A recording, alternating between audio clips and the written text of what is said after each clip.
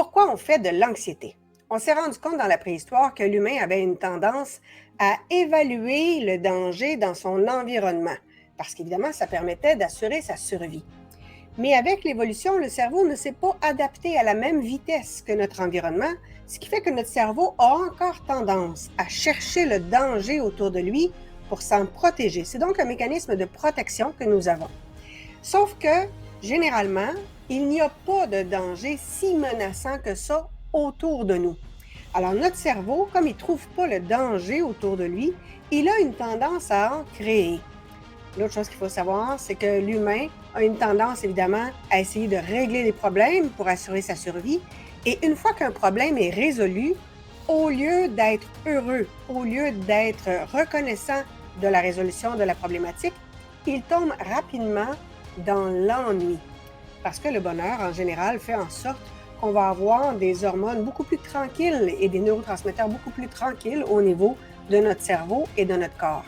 Ce qui fait que si on n'a pas une vie super épanouissante, dans laquelle on se sent sur son X, qu'on a l'impression de vraiment être pleinement accompli, notre cerveau va avoir une tendance à tomber plus facilement dans l'ennui.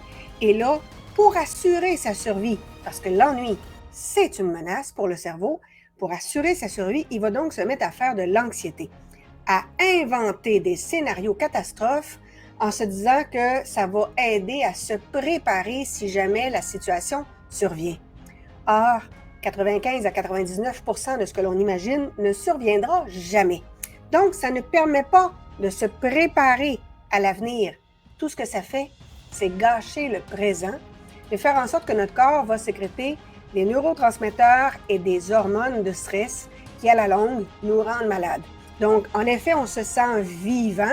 Donc, entre rien du tout ou l'anxiété, le corps va préférer l'anxiété parce que là, au moins, il se passe quelque chose et le corps se sent vivant parce qu'il sécrète des neurotransmetteurs et des hormones qui le font sentir vivant, même si c'est vivant négativement.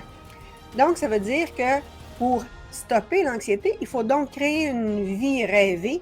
Et pour créer une vie rêvée, il va falloir aller défaire les programmations inconscientes qui se sont mises en place et qui génèrent cette anxiété de façon automatique maintenant. Il y a des techniques comme les protocoles d'EFT, Emotional Freedom Technique, donc du tapping. Il y a certains protocoles en particulier qui aident à tempérer beaucoup l'anxiété. La cohérence cardiaque, surtout jumelée avec une pensée de remplacement. Il y a des techniques d'hypnose qui sont particulièrement efficaces pour venir apaiser le stress et augmenter la sensation de bonheur. Pour plus d'astuces, on se retrouve bientôt pour une prochaine capsule. Au revoir.